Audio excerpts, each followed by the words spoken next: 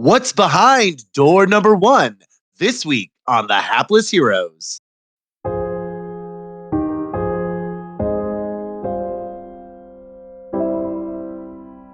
Why does this group only just want to hit things?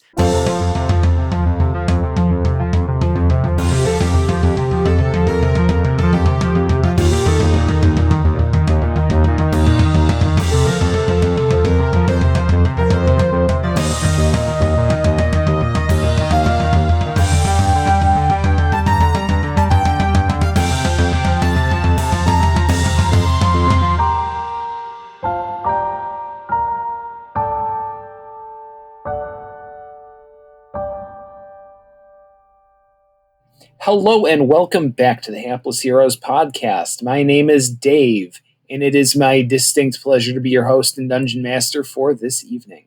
We will start this evening as we start every other one by introducing our cast, because I literally know no other way to live. So starting on my right, we have Francesco as the fabulous Felix Fizzlebottom. As always, I have a plan. To his right, we have James as Hoblet the Smasher. Good evening, friendos. To his right, we have John as Lord Jarrell the Light. Did we succeed? To his right, we have Mike as Lord and Captain Quinn Southwind. Always at my service. To his right, we have Nicole as Boris the Butcher. I think I'm losing my bubblegum beard. To her right, we have Phil as Hedrick the Entertainer. Just tell me when to go on. And to his right, we have Zach as Pregnart.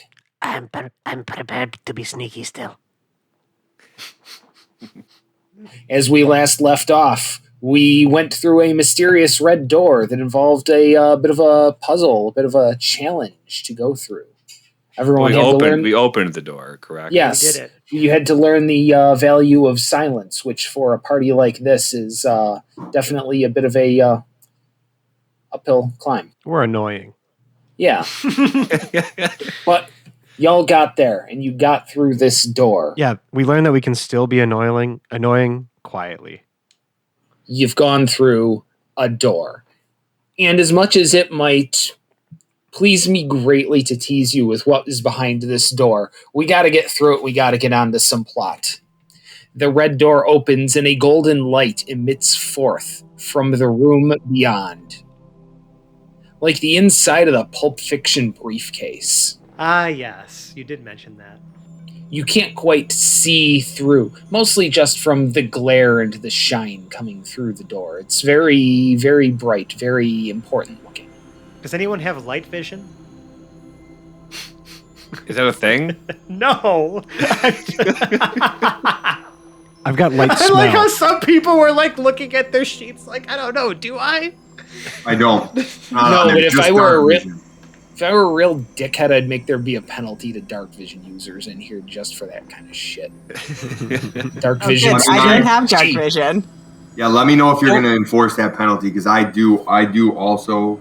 Let me check. Well, it's because Yeah, I do. it's so I think bright. I think I also have dark vision. You're such an 60 ass. feet. No, it's so bright that right now there is no darkness. So right now you do not have dark vision. But it's on my sheet. No, it says I have it. I'm saying right now it's too bright and you don't. You have the opposite of vision. End this madness. So, in some point, not in the present, but beyond that, you'll be entering this room, and the future is so bright you gotta wear shades. But since they haven't been invented, y'all just gonna have to squint. Well, Paradil had that welder's mask a while ago that came in handy, but nobody else has that right now, so. No, there is no welder's mask. This room is bright with a golden light. I feel like Pregnart has like a one set of eyelids that he can shut.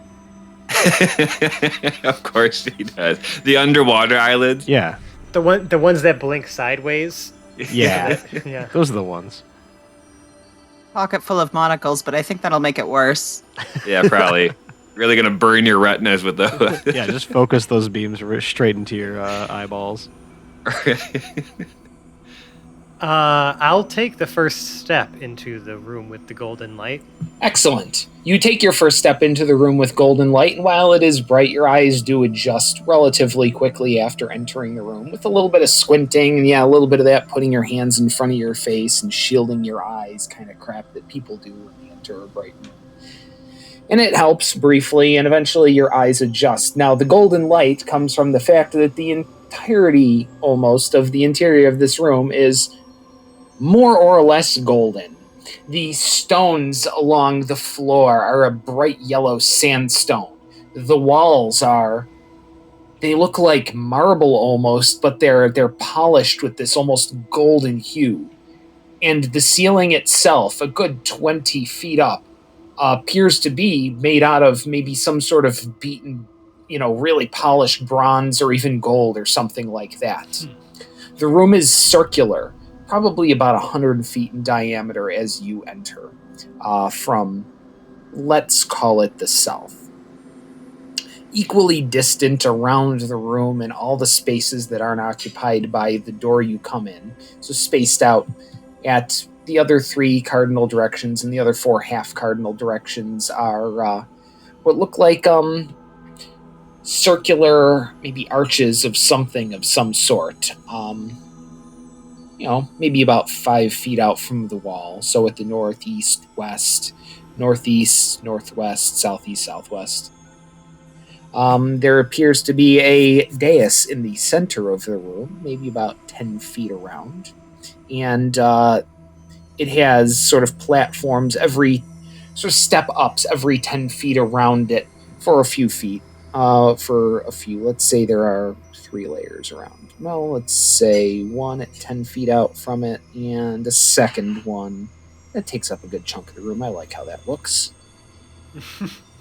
So, sort of a few on your map, it would almost be looking like concentric circles or something like that. And if I were to hold it up to the camera, it might even look something like this. Wow. Spatial. I was pretty accurate. Although, that was a very simplistic description, though. Yeah, I mean, I'm trying to keep it somewhat elemental here. Yeah. We want the audience to be able to visualize, and if you're able to draw it reasonably accurately off of what I drew, I might have even done it right. You did it right. You done did it. Is the light just like coming from the room, or is it coming from a source? It looks like the light is coming from what appears to be, it's tough to tell, maybe a skylight that's just fully illuminated right over the top of that 10-foot diameter dais in the center of the room. Also on top of that dais, by the way, as you get a little bit closer, take a couple of those steps up to get up to eye level with it. It looks like a large, solid gold anvil. Ooh, it sits. Solid gold anvil on the dais? Yeah. On the dais. Help me on the dais.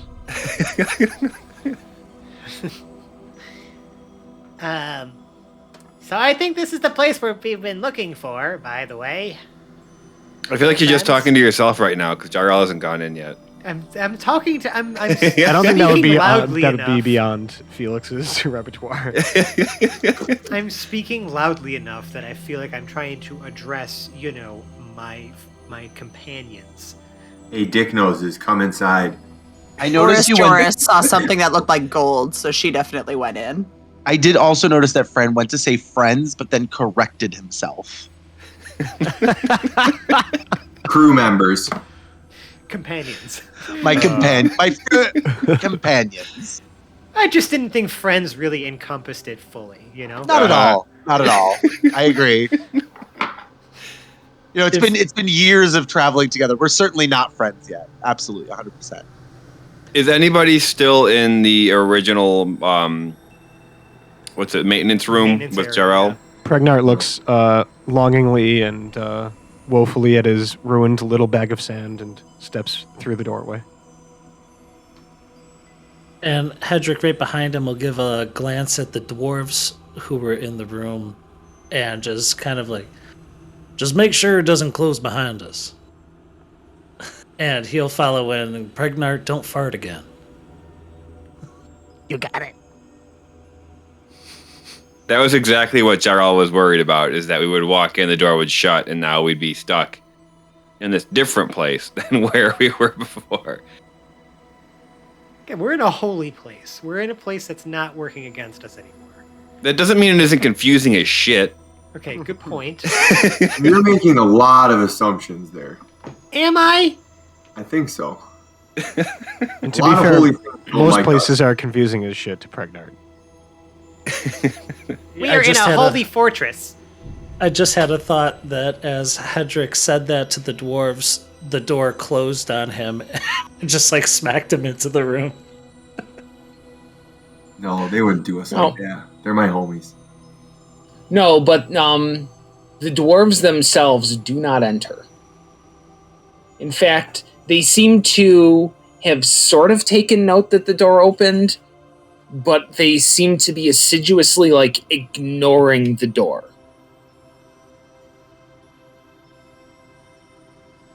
Like, they're just sort of milling around in the room, doing whatever it is that dwarves do, which probably amounts to a whole lot of drinking and swearing and tinkering with stuff that they shouldn't be tinkering with.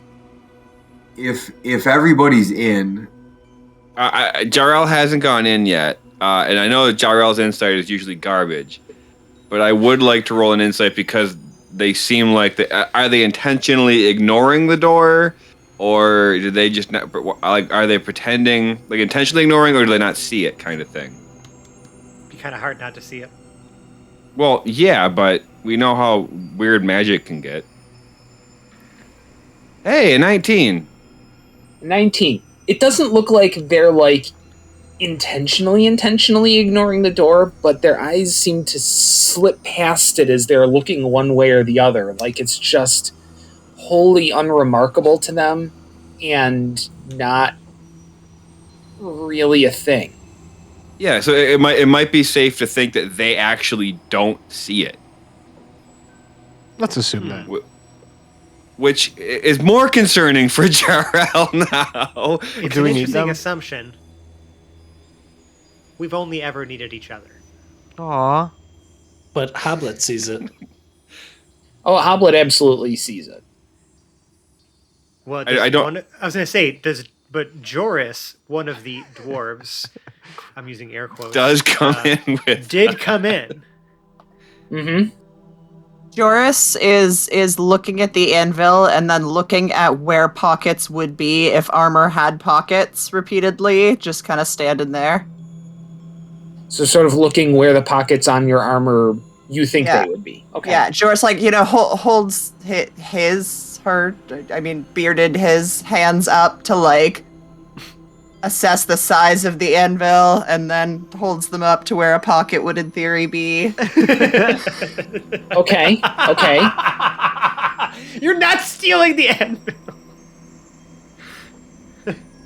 Are you measuring this, like, obviously? I am measuring this very obviously.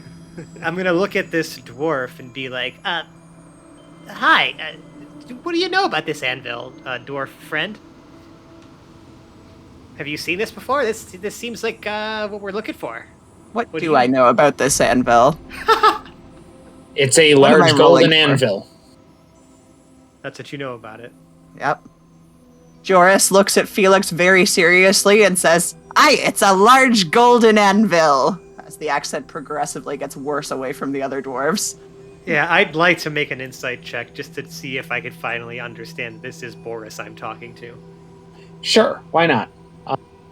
Boris, will you be attempting to keep the charade? No, I haven't been attempting to keep it since the start. Okay, good. Then it's an uncontested insight check. Okay. Well then, I mean, yeah, that's a 14. I guess I get it if it's uncontested. Yeah, duh. Right, so I'm going to go ahead and look at Joris. And be like, and just whisper, any reason why you're still trying to keep up the act, or is this just for fun now? Boris kind of, like, pauses for a second and looks like, a little inquisitive for a moment. And then says, Oh yeah, I guess you're right. And just rips the bubblegum beard off in one swoop and sticks it to Felix's face instead. For whatever reason, any of the rest of you who are even in eyesight instantly recognize that the beard stuck to Felix is obviously made of bubblegum and could never have been confused for a real beard in this reality or any other. But the fact that everyone didn't realize that until just now means it was convincing enough. Boris is really, really good. Now you Well, have that means that I stuck it to you backwards and that the side with the hair on it is now against your face. I see. I see. Yeah, except that it was super obvious the whole time to anyone anyway, but for the fact that Boris was wearing it and it somehow worked. And was just selling it really hard. Felix Okay. has a beard. Felix now Yeah. has two beards. He now Yeah. has doubled up. Felix now will, he has bubblegum.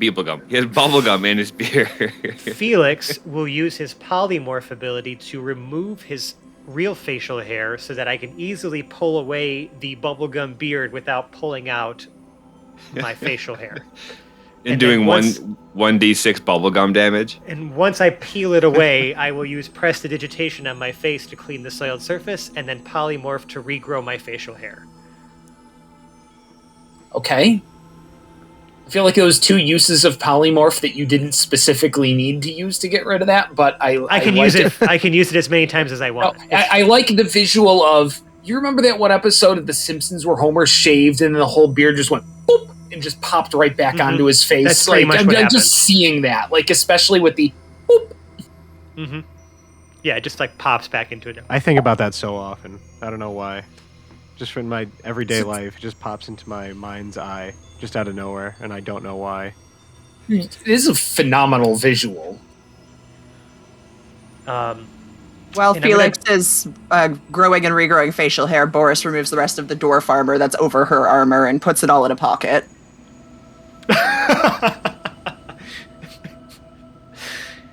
And then proceeds to try to pick up the anvil. Holy No. shit, Boris! No, when did Boris. you get here? Boris, I mean, if you're trying to pick it up, I'm gonna just stop. Just hold on a second before we start pilfering anything. Pragnar Okay. just goes over to watch that effort. We need this anvil here to attempt to open a portal, right? Don't forget about what our mission was. To open a portal, to allow reinforcements to come here, to defend that gate, and also to hopefully try to bring Zero here somehow. So, I'm gonna need you to just, like, cool it on the sticky fingers thing for a second while we figure out how this works. Please. Okay, but dibs on the anvil after. Pragnar's gonna take like a just a sweep of the perimeter. It's like a very, very interesting looking, or it seems like an interestingly adorned area, and he's just gonna like take a look around. Now, Pragnar, be careful you don't walk through any of them archways. We don't know what kind of place this is. No, he's just hopping around in the circle. Like the outside of the room or towards the dais steps, or Just the entire perimeter. the perimeter. Okay, the outside. All Yeah. right. What languages do you speak? Or read? Common, Elven, and Aquan. Okay. You have seen enough dwarven runes to be able to pick out the occasional dwarven rune as you look closely at the arches sort of along the outside of the room as you pass them. Now the arches are the ones in like the what are they called? Like the secondary cardinal directions, the northeast, north. The north, well, all of them. The three cardinals aside from the door and the four, I guess, sub-cardinals. I don't know, the half-step one. So all 7 of them. Okay. And they have some dwarven, and it look... Yeah, right now you can tell that some of it's dwarven, but it's not all dwarven. Dwarven runes and other runes. Guess what? Yeah, and other runes or symbols or something. There are a couple people here who know how to read Dwarven. Yeah, I was gonna say, shouldn't we have the people that know how to read it. It's up to I never Brendan to learned. tell us. Hello, You never Hamlet. learned. Hello, Hamlet. Can you read any Dwarven? Of course. I'll head over and take a quick peep with the peepers. What do I All see, right. Dave? Well, which one are you looking at? Let's say starting starting clockwise The from the third door at the one. bottom. So, all right. So number 3. So northwest. Yeah, northwest. Maybe it's a little tough. Maybe 1 in 4 of the characters you would see on there are dwarven runes, and they don't seem to make a ton of sense. Dwarves rarely do. Yeah, but I mean, even for dwarven runes, like there's T, a 7, a couple of X's, like it's all over the place. Well, it's the T7X room. Okay. How about I keep popping around clockwise? Sure. The one at the north, that one has a few more dwarven runes, and at least they seem to be making words. But it's sort of gibberishy out of the words themselves. Like, you might, there's a here, there's a now, but it's almost like the grammar and syntax is entirely off. It's kind of like Dwarven put through Google Translate about 4 times through 5 different languages before it gets there. There's a here, a now, a when, 3 or 4 ifs. Are there any other markings in the room besides these runes? None that you have found yet. No one's really kind of deeply investigated the room or, asked for details on stuff, though. How about the Southwest? So Southwest, it's all dwarven runes, and something about them, like, the words themselves don't make sense. Like, it's like, one, yeah. Like you try to pronounce it out, and it just sounds very gibberishy.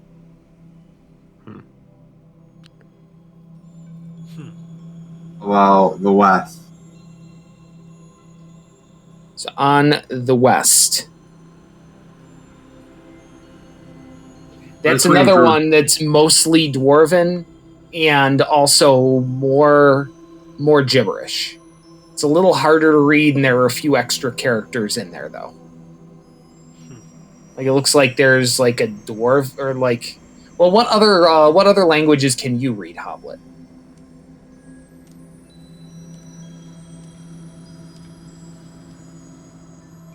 If you can speak it, you can read it. I mean, I only can speak Dwarf, but I have that fucking. It's on your. It should be in the front of your sheet. It's your languages section. You should. I think you know more than just. You think you know Common, Dwarvish, and probably something else. No, just the 2. But if there's there's other shit in here. 2, yeah. Yeah, there's other stuff, like there's stuff that's definitely too smooth and curvy to be elven or to be dwarvish, but you can't tell. Maybe it's elven. Maybe it's gnomish. It doesn't but matter. It's only a few of the characters. So I'm gonna cast tongues on myself. Hey, all right.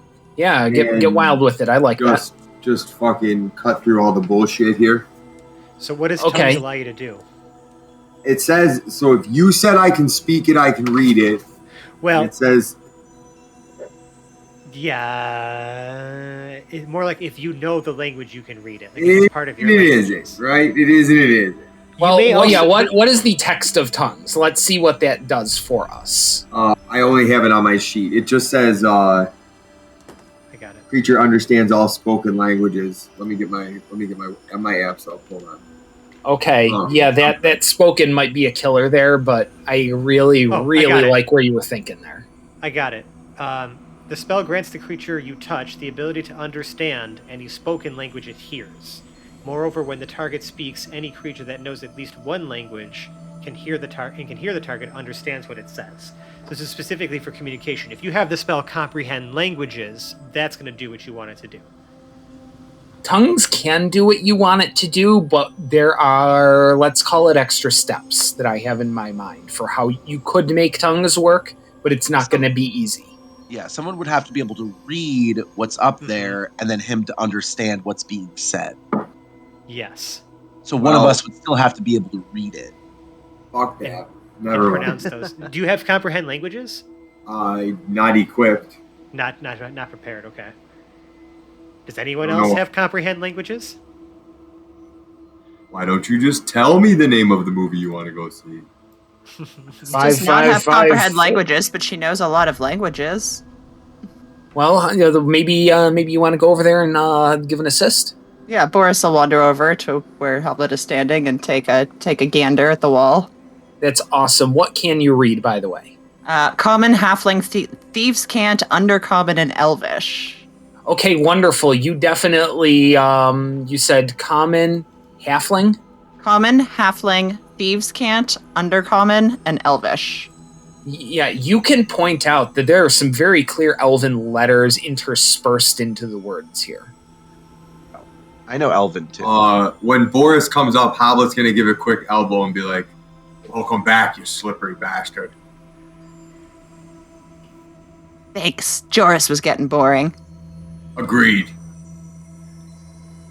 So do you, Felix, not wanting to pass up a chance to feel superior to everybody else, is gonna waddle over as well and just be like, maybe I can help fill in some of the extra gaps that you guys can't read. I can read, in addition to common, goblin, abyssal, gnome, and dwarf. Okay, good. So those are the other ones in here. Is that it's definitely dwarven for the most part. And there is definitely some gnomish in here. There's no halfling, there's no undercommon, there's no abyssal, there's no infernal, there's not even an of Aquan in here. So with our powers combined, could we try to actually read these together? Yes. So the problem with West, at least, is it has these extra characters in there. But it's still gibberish, even if you're just trying to read one of the languages. Even if you're trying to insert those letters into the words to make the word in a certain syntax, it's just not going anywhere. It's just like gobbledygook almost. Yeah, just sounds. Right. At least over on West, yeah. Okay. Well, did we look at Southwest? Yeah, Southwest is all dwarven, but still gobbledygook. Okay. And there's a combination of, you said, Elvish, Gnomish, and Dwarvish at West. Yes, and on West it is mostly Dwarven. Dwarven, I'm not sure which it is. And with only a few of the other ones. Okay, and then let's look at, again, Northwest. Northwest is almost more other languages than Dwarven, and it still has that, like no matter how you try to sort the words, they're not going when you read them from left to right. It's okay. I think I have an idea. North. What's north? You've got a plan? North. Just an idea. It has not fully formed into a plan yet. We'll call That's a first. A hypothesis. I have an agenda. Oh. Right.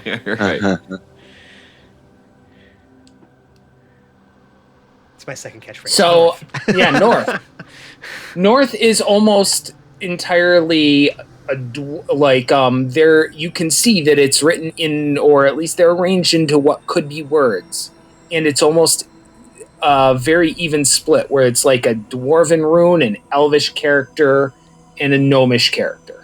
And it just cycles through the three of those. Yep, cool. I'm starting to come together. Maybe. It's a little bit loose still, but okay. Northeast. All right. Yeah, northeast. It's more of a jumble, and it's less dwarven. And it still forms the words, though. And it's just tough. It's tough to figure out. But it's not primarily any one language over another? No, it's not really primarily one language, except that there seems to be less Dwarven in there. Okay. East? East. So it's mostly Dwarven with a few other ones in there. Mm-hmm. And it's almost like you can make out a few words in here. Like, okay, any that make any sense? Yeah. Let's see. There's a what?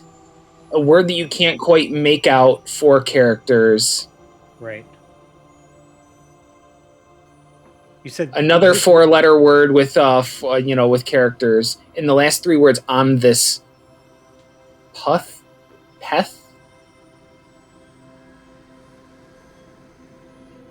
Like, and the others just have a couple of other characters in them in different languages. And then the Dwarven translates to that. Now, are you fluent in the other ones, Halfling and such?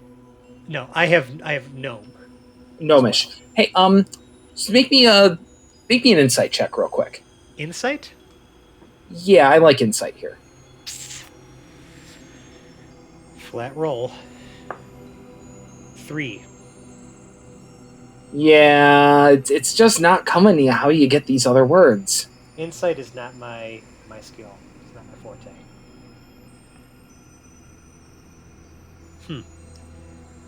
Which one did you say also had like the where and the why or something like that? You had mentioned something like that. Was that southeast?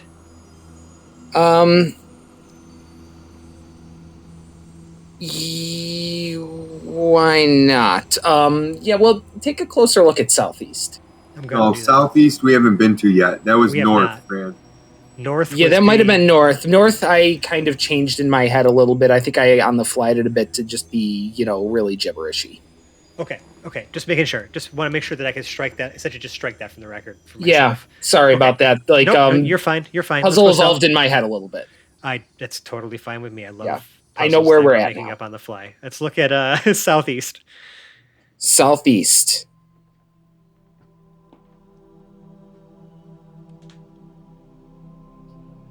You are able to read it quite clearly, and okay. I just want to make sure I have the phrasing on this one right. All right. What will be if all goes to plan?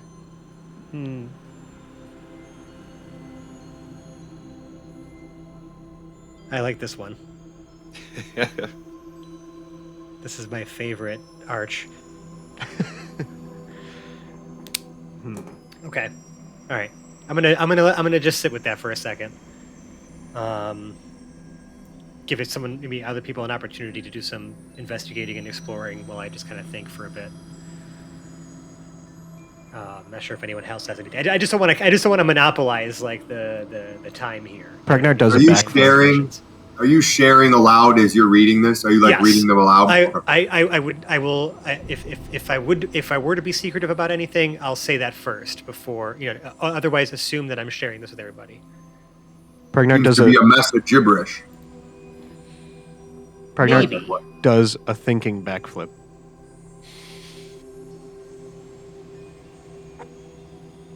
Oh, that made me think. Go ahead, Hedrick. He would he'd be obviously checking out the acoustics in this room. I'm sorry, Fran. What was that? I was just saying, maybe look up. Yeah, like checking out the acoustics. I'm kind of curious. Like he takes out his lute and he starts strumming a melody, and he only speaks Dwarven and Common, so he'd probably be over at like the west side, just trying to decipher this gobbledygook. But he is trying to scan like up above, like the anvil, and like around the light, and really just using his hearing to try and suss anything out in this room. And if anybody isn't, feeling like they have a good luck investigating, he would inspire them.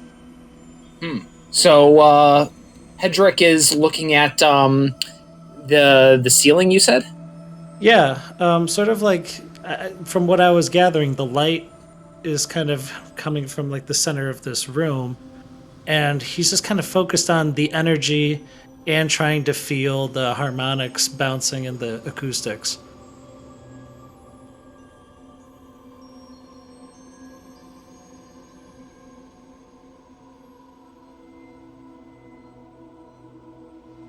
Now, Hedrick, can you read Dwarvish? Dwarven? That's Whatever it's just called? Yeah. just Dwarvish and Common are the only two that he knows. In a ring right around the light. You have to really do a little bit of squinting to see it, but almost around the outside. Paths may open if you strike the right tone.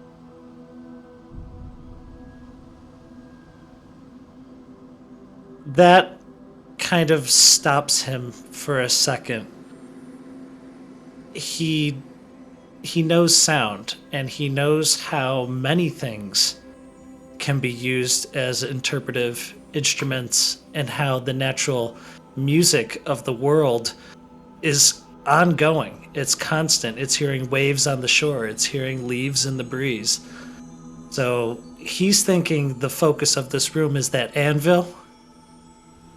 And when you strike steel or iron, it makes a specific sound. When you go to any village, one of the first things you might hear is the blacksmith ringing on the anvil. That's So true. that's where his thoughts are centered at the point.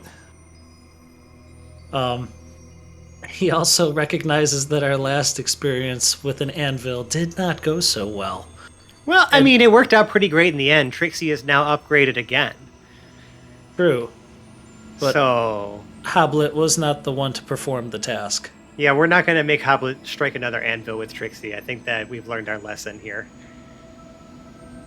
I've learned my lesson.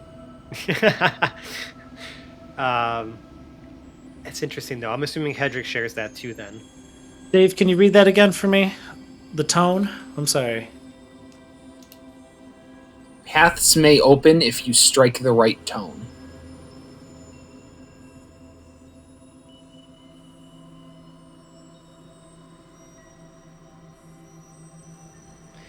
Well, and what we had... Hold on, let me do this in character.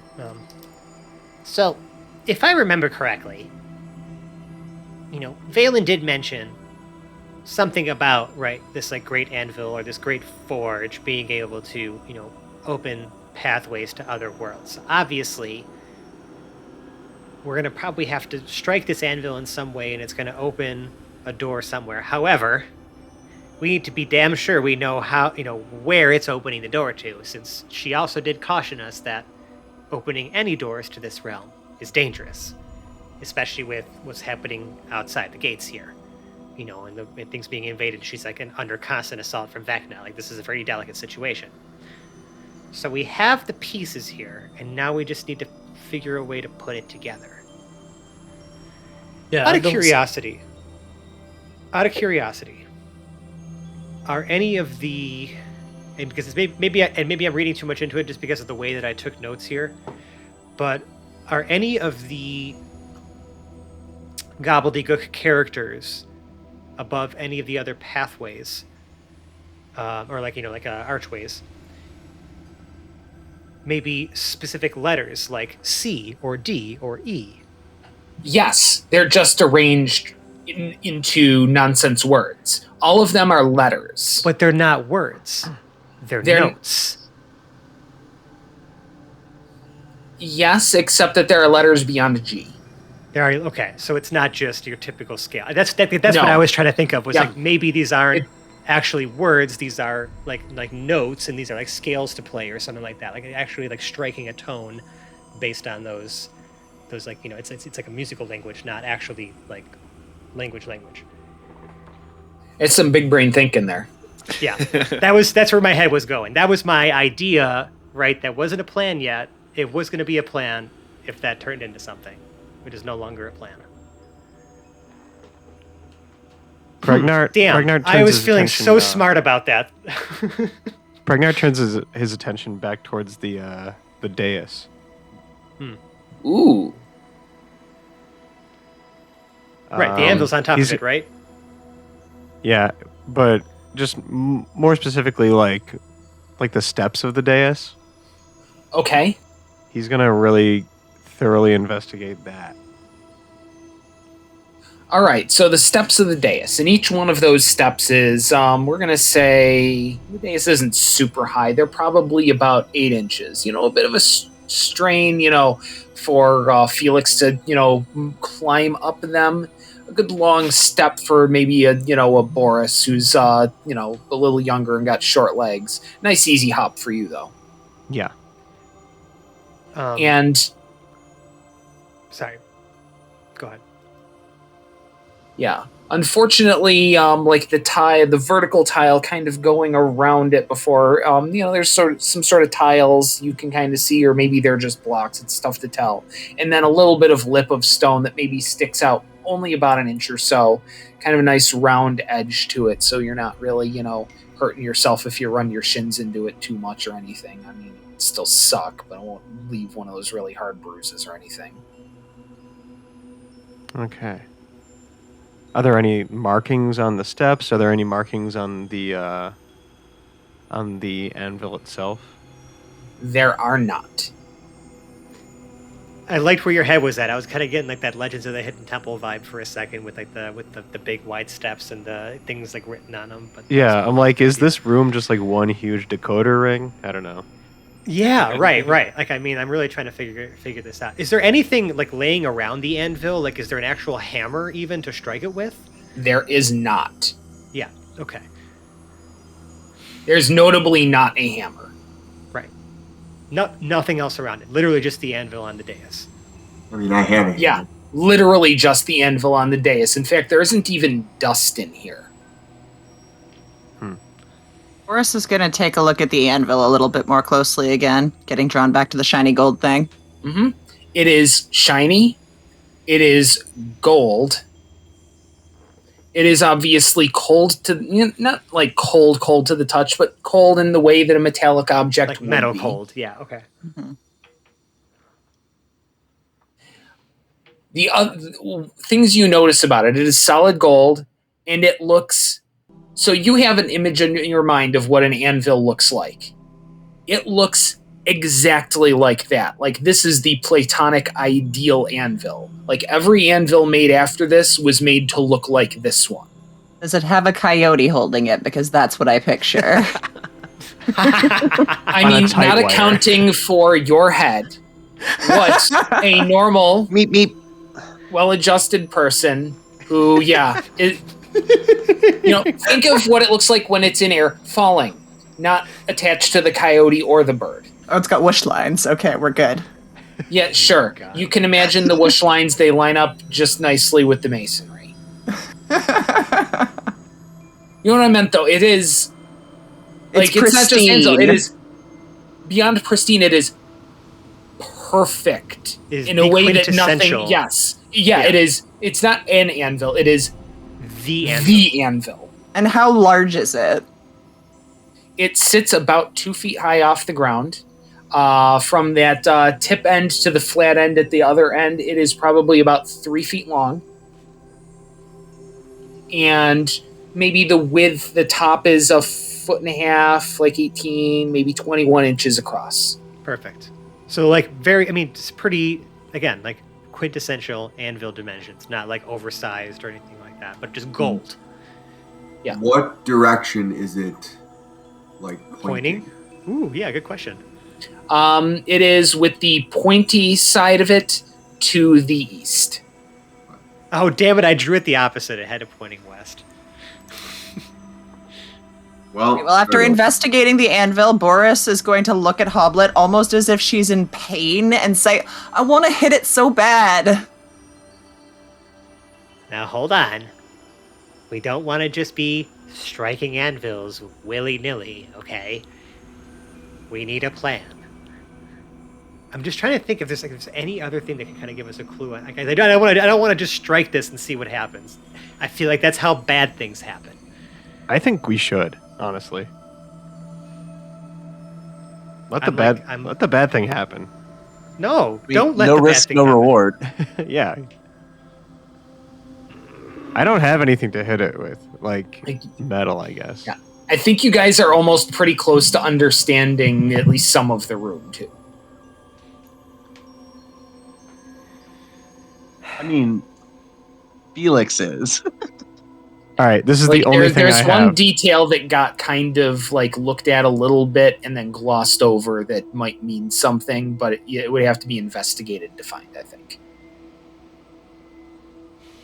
The But I mean, northeast one. yeah. By someone that's No, not not by so someone much that's not that. by someone that's not me, essentially. Yeah, it's there are just a couple of concepts in there. But honestly, even just powering through, you'll eventually get to the answer. Okay. I mean, Felix doesn't necessarily know there's much more remarkable about it, but I'm gonna just kind of put it out to the group that if anyone wants to take a stab and try to figure out what the heck that stuff on the Take a eastern stab, huh? thing. What? I said, take a stab, huh? I'm not necessarily saying that literally. I'm just saying maybe. Well, you give said it, and kind of gives Pregnard an idea. He takes his small knife and holds it by the blade and gives the anvil a little bonk with the handle. It's a very weak, tinny resonation, like a bing. All right. Oblet, do you have an ability to summon a spiritual weapon? Or do you think this might be a little more physical? Again, I think we are going a little too far ahead here with the whole striking thing, and I would really like us to figure out the actual method to striking this instead of just hitting things. That's Pretty sure what you we're- just need to hit it harder. Why does this group only just want to hit things? That's an interesting suggestion. He takes out his I don't know. He has two small knives. He takes out his other knife and he plays a little paradiddle at moderate firmness on the anvil. Bwang, bwang, bwang, bwang, bwang, bwang, bwang, bwang, bwang. No, it's that's a paradiddle. Yes, except that it doesn't. Like, it's somehow both discordant and monotone at the same time. Oh, interesting. Maybe that's a clue. Just pulls a sledgehammer out of her pocket and hands it over. No, again. Did you do it? Because I'm gonna I'm gonna I'm just smack handing that. it to you. Yeah, I'm gonna smack that anvil as soon as I can. Yeah, I hand the sledgehammer to you, like holding it by the sledge end, Get handing on you the the floor. hammer Stack end. that anvil. Okay, Get yeah. on the floor. In like one motion, I take the handle of the sledgehammer and bring it around to give it a thwack. There is a single off-key discordant bwang. It's so normally you would expect when you hit the anvil properly to be resonant, to sing. Mhm. The singing equivalent to this would be like if you had uninvitedly so smacked Fran Drescher on the ass. Wow. That is one of my dreams. Like, That is on my bucket list. Yeah, Horrid that's noise. definitely on my bucket list. It's the Sheffield. Oh my god. It better be a consensus.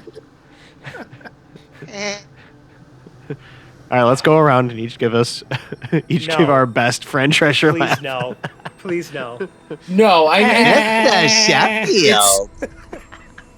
The discordance is as symbolic as it is real. So I just want, like, I don't know. It was a shitty metaphor that sounded great on paper. I loved it. Thank you. All right. I think with that, Please, Pregnant Dear is listener, done please don't listening. actually do this, by the way. The poor lady's gone through enough in real life. Yeah. Anyway, I think that's that final discordant tone or sound or whatever it was. That was enough of a deterrent for Pregnant to give up on his Yeah. So you whack it with the hammer, and I assume like the head of the hammer stays on top of the anvil. Like you just leave it there, like right on it, like brown. No, I'm just It going to probably hand it raised back up a to bit. Joris. Boris. It's Boris Boris now. Yeah. The funniest thing happens when you whack it and the hammer is on there. It does let out that noise. The second you pull the hammer back off, something different happens. It's almost like this tone, but very quietly and in reverse. Like, Okay. and the portal to the west opens. What? Cool. What?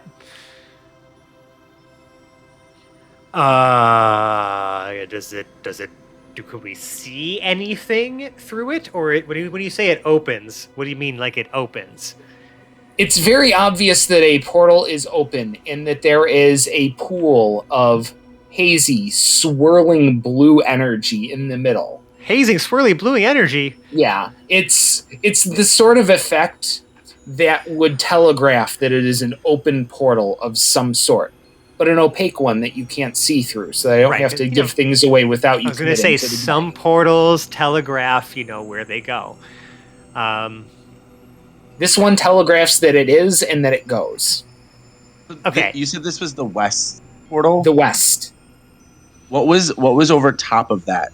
Mostly dwarvish with a little bit of elvish and gnomish. Yes, and it looks like they are arranged in words. On glance, reading it the way one normally would, they don't mean anything. Like they don't form actual words that way. Even the ones that would be exclusively dwarven. Felix, if try reading it backward. Okay, I'll try. Ooh, hey. It forms words backwards. I asked Boris to help me fill in the elvish. Because there's a little bit of elvish in that one, so I'm not. I also know elvish. I'm half elf. I asked Boris. Rude. To help me. Or walking away from the anvil, Boris high fives Pregnart and puts the sledgehammer back in her pocket, and then walks over to assist with the translating. Pregnart does another backflip. Are you just mad that I figured out to read it backwards? No. Yeah, I've been thinking that. I've been thinking that, but it's not like the idea that Pregnart would have. Right. Okay. Well. Okay. So, especially if we have the help of someone who reads multiple languages, trying to read it backwards, spelling those letters and words out, you get what in a 4-letter word before 5-letter word this path. And what blank before blank this path? Yep. It's a 4-letter and a 5-letter in those things. It's possible those could be words in any given language. What came before? Well, if the second letter in Elvish is the A, and you use Dwarven for the C and the E at the end, and a Gnomish M, yeah, it would be came. And he wanted Boris to help him. Yes. Mm-hmm. So if you translate it all that same way, what you get is what came before along this path. What path? All right, fuck it. And I stick my head in to the portal. You stick your head into the portal, and your entire body is pulled through. Fine with that. You clatter to the ground in a... That was really loud. It startled me. Sorry. You clatter to the ground in a darkened stone room. Now, anything behind me? Do you have night vision or some other way of seeing in the dark? Devil's Sight, 120 feet. Devil's Sight reveals the room perfectly. out to its very edges, and you have come out of, it looks like a mostly assembled portal of some kind, looking very much like the eastern portal of the room you were in before. The rest of the room plays out similarly, the same dimensions, not all portals fully built, and the anvil on the center dais missing, but several other items there. Oh, that's cool. Okay. Is the portal behind me still open or no? The portal behind you isn't open to your sight. Okay. If I put my magic detection goggles down, is there like a portal aura where I came The up area is still crackling with energy. from? So yeah, oh, just blinding, right? It's not gonna Yeah. help. Okay. Yeah, even the other partially assembled ones, the spots where the runes are on them in the spots that are assembled are glowing with a medium intensity. There's magic flowing through them even if they're not finished being built. But the one that's there, and it's the closest to being built easily, is just still ripping with energy. It doesn't look like the portal itself is open, but the entire arch around it is. It looks like it would be hot if you touched it. Interesting. Well, I don't want to just do this. I don't want to do this just by myself. I feel like that's foolish. Okay, well, before we get too far, let's cut to the rest of everybody else and see what you guys are doing. We appear to be an hour or two into the recorded, by the way. Right, and there was maybe about 3 or 4 minutes, maybe about 4 or 5 minutes. You know, at the beginning that were not episode. So yeah, you can stop this whenever you feel appropriate. You got some. Yeah. You have some wiggle room. I got between here and about 1:10. Okay, on mine. All right, I like it. So, rest of the room. Well, what are you guys doing? Did the magical door from the maintenance room ever start to shut? It's still open. Okay. Seems dark through that doorway. For the most part, Jarrell's kind of just like hanging out in the doorway, making sure it doesn't shut. So he's just kind of watching what everybody else is doing. All right, you watch warily from the entryway. Yep. The other dwarves in the maintenance room assiduously ignore both you and the red door. Yeah.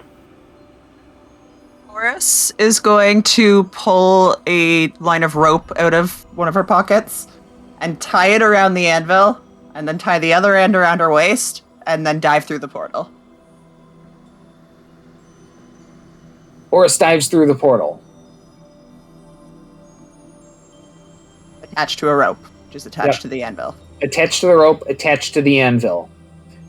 A moment after Boris goes through the portal, everyone sees the rope cut off at exactly where the portal was, drop limply to the floor. Whoopsie. Boris, you clatter through the portal into the room with Felix. The rope behind you severed. My anvil! My anvil all of a sudden. You learn so much about the character of Boris through those two words. Yeah. You know, it really is. That is inspiration. Adult onset inspiration? Please hold that. Yeah, please hold adult onset for next episode. Nicole, I think this is your first adult onset inspiration. Welcome to the Hapless Heroes. I think I got it once, like, very early on. Did you? I think so. I might be wrong. I was gonna say everybody here and the audience remembers our episodes more than I do, even though I've listened to them more times than they have. It's weird, right? Well, it's like a different kind of listening when you're editing. That's true. That's true. Yeah. That is true. All right. So who do we got next? Who else wants to act? I mean, Yeah, Pregnart definitely. Yeah, Pregnart, what are you up to? I just hopped through. I mean, Pregnart, I feel like I'm just like, well, two of my party members have gone through. Yeah. I'm gonna miss them if they don't come back, and if they need Aw. help on the other end, I'm gonna go want to help them. We don't deserve Pregnart. And Pragnar Pregnart is just Pragnar is a puppy dog frogman. and he both literally and metaphorically hops through the portal. So, Worried about where this leads to? Right. Yeah, Jarrell has seen you guys go not one but two different potential portals into other dimensions without any question of where you might end up. sure. You could Where literally all be this going into straight bath of lava and no idea. That rope literally just snapped in half and like lays limp on the floor currently. Right. Like I'm not going through that portal. Jarrell hasn't gone to the first portal. Pragnar does not have dark vision or any like sight modifier. What is he experiencing on the other end here? It is dark. You can very faintly see both Felix and Boris near you, but there's nothing emitting light in this room. He's gonna warp. Oh, I'm sorry. What were you gonna say? That's okay. I was gonna say, I'd like to think now, not that it would actually give off any measurable light to see anything. Well, let me interrupt But, you like- because we've already established that Pragnar can use his like warm up his shocking grasp to like basically use his hands as like torches. I'm gonna try to do that. I'm gonna warm up my shocking grasp. You're gonna out flavor me. I was about to say that you could see Felix's eyes glowing because my devil's sight is active. So like like my eyes are like faintly glowing. I'm not trying to like, outdo almost- you. I'm just trying Yeah, to how, like, continue canon. see- Your devil's sight gives 10 feet of vision to those around you, but only in complete darkness. Oh, cool. Okay, it's like a glow stick. Yeah, it is.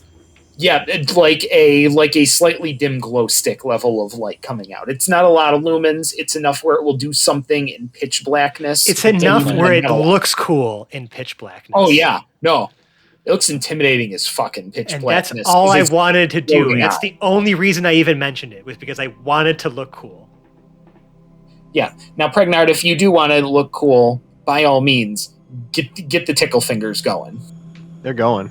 They're tickling. Everybody That here can see. crackling light gives a dim light surrounding the area, and you have enough context clues to pick up that you've popped into an identical copy of the room that you just left, just not quite assembled yet. I'm gonna try to like stick my head back through the portal. So when your head hits where the portal is, it meets some resistance and just gets pushed back. Well, Hoblet, Oh, I can't believe I'm saying this, but it looks like somebody jumped your meter up and took it upon Yeah, it was themselves. Felix. Usually you're the one making the brash decisions.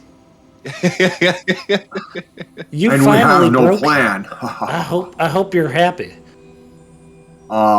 Felix's plan is in action right now. He jumped through. You need a plan now, and your plan should be to just follow me. I mean, I can't say this to you, but I'm just saying. Yeah, not happy. Felix is moving forward with his plan. My opinion is Which Which the plan, remind everyone, was half read the inscription Yeah. above the door and then jump And then through, jump not through. knowing, having any idea what that meant. Nor I was the knew- plan articulated to any of us. I knew enough that this seemed like a pretty cool place to start. What did it So, say? What did it say again? It said, What came before along this path? Yeah, that's not ominous at all, right? this forge was built by Moradin, the good guy, the guy who made the dwarves, the guy who was allied, the guy whose power was infused for the portent of great importance. Did That you tell? also- Did you tell us what it said? You told us what it said, right? Yes. You said that you were reading everything out loud. Yes. Jarrell would like to do a religion check on the history of Moradin specifically and what came before Moradin. Is there kind of like a, how like the old gods have like in like Greek and Roman have like the Titans and stuff like that? Is there anything like along those like that kind of line? Like a primordial like essence that birthed Nat the 20. gods. Nat 20. Moradin is in and of himself a creator god. So asking what came before a creator god is much akin to asking what came before the Big Bang. Like, Sure. it's a question that doesn't, like, it's dividing by zero. It doesn't quite Yeah. compute. The math breaks So- down. Kind What's of north of like the a North nothingness type thing. Yeah. What was creation before the creator? Well, if there was anything, it's impossible for us to have records of it. Right.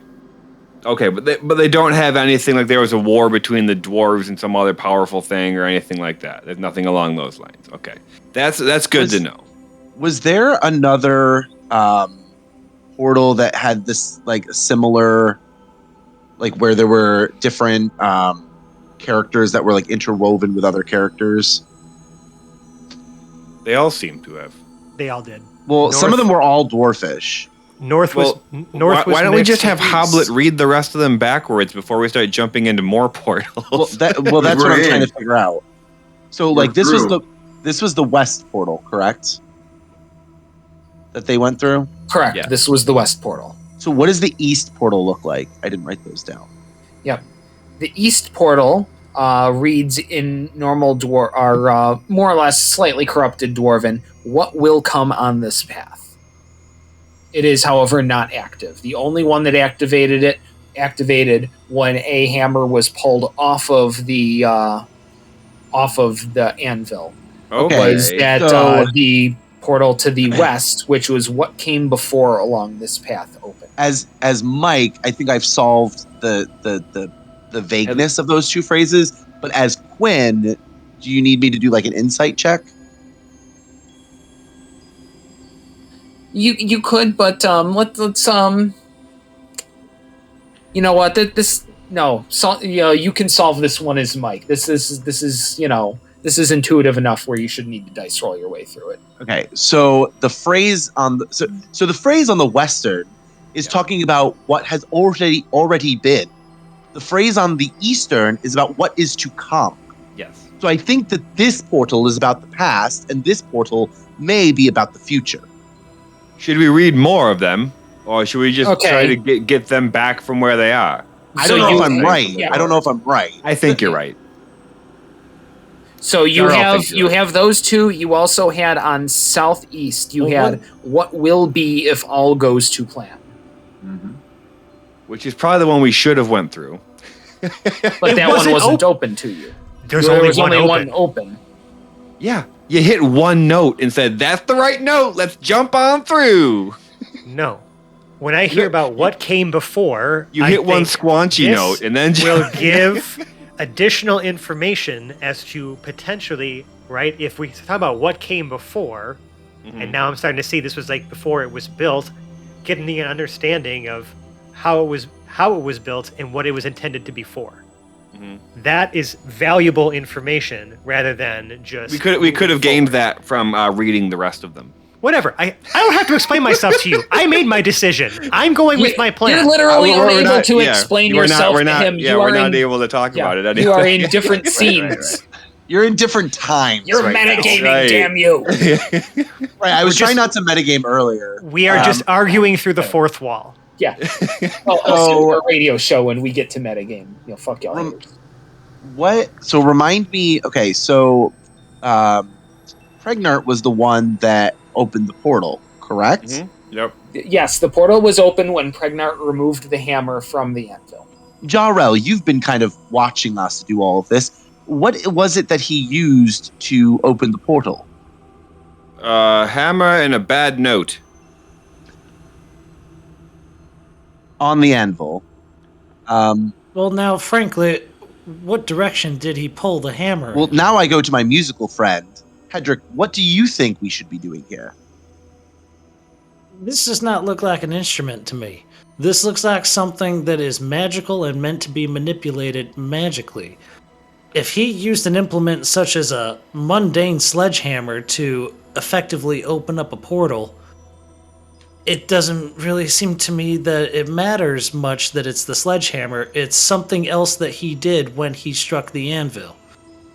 And if that resonating sound happened when he dragged the hammer off in a direction or something to that effect, something opened up. Now, maybe I'm completely wrong, but one thing's for certain, nobody else has come back through that thing. And at least that's something we can be happy about. Now, I know in the past we have had our things about splitting the party. One thing that I know is we have never accomplished a damn thing when we're separated. And we cannot affect the fact that they have gone through. That has happened. And yes, it does appear that they have gone into the past. I hate to say it. I love that line. But Felix may have stumbled upon something that buys us time. Jarrell will again stick his head in for a second. I would suggest that we don't hit the hammer again until we get them back out of there. Oh, fuck no. Can I just metagame for, not metagame, but like the smug look on Fran's face right now after Hedrick just said that? He did it on purpose. I know he's trying to stroke my ego. Yeah. I know he's trying to stroke my ego. There's some sugar going your direction right now. I think I've explained, right, that Felix pretty much is, like, if I were to have just personified my ego and then just dialed it up, that is who Felix is. So thank you. The fact of the matter was, he wouldn't have any of that information had Quinn not deciphered the correlation between East and West. It's also About your deductive reasoning, Captain.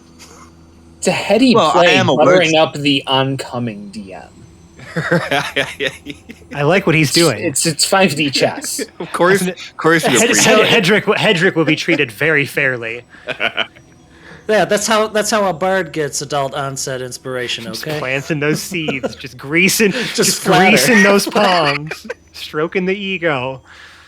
Yeah. Question from the other side of the portal: has Boris been able to figure out that this looks like the past of the same room yet, via the the light off of? Felix has explained it to you. Okay. Yeah.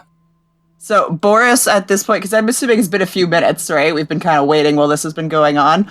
Boris pulls a piece of chalk out and writes the word "coming" on the wall with a question mark, like right beside where the portal we just went through is. Hoping Okay, that it so appears in the you have future. to traverse the room to go to the western side of the room to do this. Boris, how do you get to the other side of the room? Are you walking around the dais or are you walking over it? You said there was other stuff on the dais now, right? There is like an assortment of stuff on the dais, yes. Okay, It's, so it's still a little dim and dark in this room. You're Yeah. operating off of someone else's light, correct? Yeah, yes, I am. And you said it's Okay. only like 10 feet worth of light, so I wouldn't be able to see across the whole room. Right? No, and I would not, and I would, Yeah. and I would purposely not walk Boris to the pile of stuff until Okay. I know what it is, so that I can take inventory, so that I can see if there's anything missing after I've already scanned it, before she hits her hands on it. That's But with Good my policy. plan being to go, write a note to the future, Boris would have lit her lantern, knowing that she had to cross the room, seen the pile of stuff, and yes, gone across the dais and planning to pause on the way to take account of what objects were there. What you see on the dais, by the way, is an overturned toolbox. There appears to be a pair of tongs, a pair of forceps, a scrap of paper, and one of those flat carpenter's pencils. There's nothing written on the paper, by the way. An extra piece of chalk, if you hadn't had one before, and a blacksmith's hammer.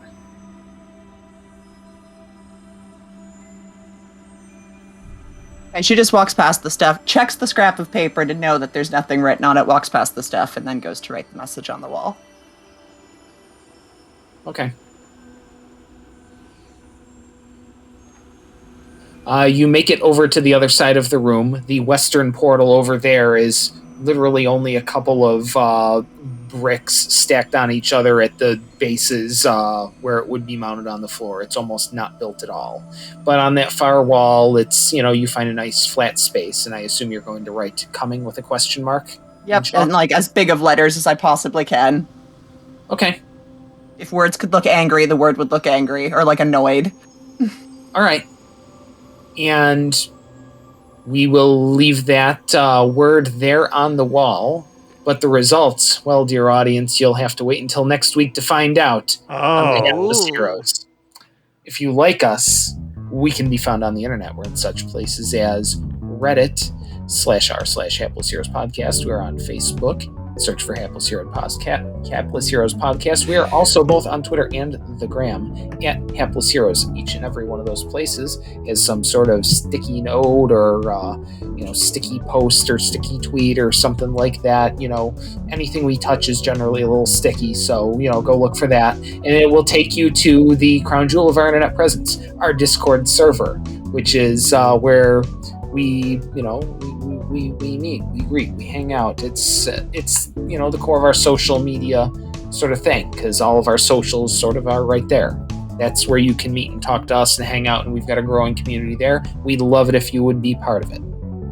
If you really like us, you could maybe leave us a 5-star review on the podcast service of your choice. I assume if you're listening to this, you've got some sort of preference in your podcast consuming habits. Now, if that way allows you to leave us a review, by all means, please leave us a review. Whatever stars you feel appropriate. Obviously, we like 5 stars. It makes people think we're good and gives us a little more reach and exposure, so more people like you can find people like us. Yeah, actually, we have a little something in our 5 stars channel on our Discord server. It comes from Fierro. Now, they said I guess they've been listening to us for a long time, but they've been waiting until they get caught up. So they were like, as of last week, I guess. Well, I don't want to date ourselves, but like since the 19th of October.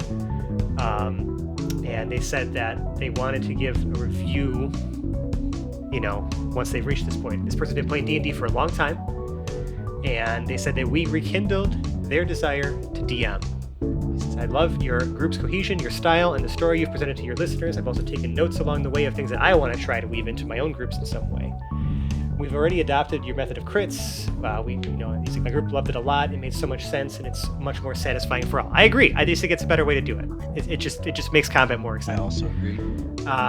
And we've already adopted. He's like, I'll finish this off with this thought. As much as I'm sad I'm caught up and have to wait from release to release, I eagerly await the next episode to hear how things will play out. Not only for the HOT, but for the interns as well. You guys have definitely rolled a natural 20 on your performance rolls for this. Ooh. Thank you, Fierro. You are a 5-star human, and we just want you to know. That's what I've been waiting for. 5 stars are great, but a nat 20, that's awesome. Yeah, we just got a nat 20 review. We did. That's true. That's true. So, to our listeners, that 5 stars channel we talked about, that's a place where, maybe if your podcast service doesn't let you leave a review, that's a good place to leave it. That way, we can still see it and recognize you as the 5-star human being that you are. It's kind of like a skewed data set, though. I think we should have a 1-star review channel as well, just so the haters can come and blow us up. We have... I haven't seen any real haters yet, and that's how I know that we've still got plenty of room to grow. Because we're not giving them the opportunity. Right. That's what I've been saying, though, is you haven't made it until you attract haters. Yes. Mm-hmm. Now, if you really, really like us, though, you can donate to our Patreon, patreon.com/haplessheroes. We have a variety of reward tiers, based on, whatever you feel like you're willing to or can give. We appreciate any support that we can get. We try to turn those things back into supporting the podcast, covering our hosting fees, any new equipment we need to record as a podcast. Other ancillary fees like our subscription for the sound effects we use comes from Patreon fees from listeners like you, helping to make this podcast a better product for you. We're literally donating some of those Patreon dollars straight back to Tabletop Audio for providing all these ambiances. He just let us do it for free, but we just didn't feel like. He put all this hard work into making these 10-minute ambience loops. I just feel like we got to pay that forward. Yes, he's awesome. Because pay artists. Yes. And if you like us right now, you like us, Sally Field, and the whole deal. Please compose, perform, and record for us a corny ass hapless heroes rap. Oh my god. Hell yeah, I want Yeah. all of those. Yep. Yes. 100% yes. Do that. Do that right now. Like a Pokemon rap kind of thing, but Yes. Hell yeah. Or In like, fact, if you do, I guarantee Hedrick will put you as a feature on his next I album. think Oh, Hedrick hell yeah. should perform the rap sometime during an episode. Hell, I'd love to do a duet. some very you know what fourth I wall mean? breaking rap coming straight out of Hedrick. Oh, Hedrick's all about that fourth wall. Taking it down, brick by brick. Hedrick, please take down that wall. What's the quote? I don't know. I'll Tear please down tear down that wall. Mr. Hedrick. I don't think he said please, did he? Yeah, I don't know. He was pretty polite. At the end, He's like pretty pleased with sugar on top, Mr. Gorbachev.